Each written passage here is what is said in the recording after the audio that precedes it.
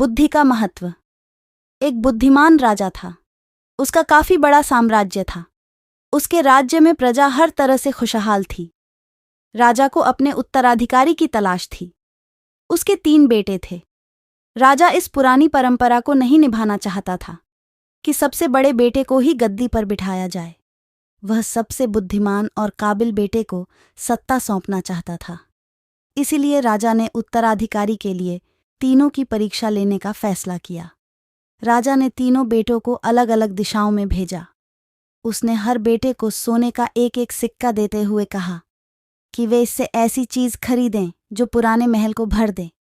पहले बेटे ने सोचा कि पिता तो सठिया चुके हैं, इस थोड़े से पैसे से इस महल को किसी चीज से कैसे भरा जा सकता है।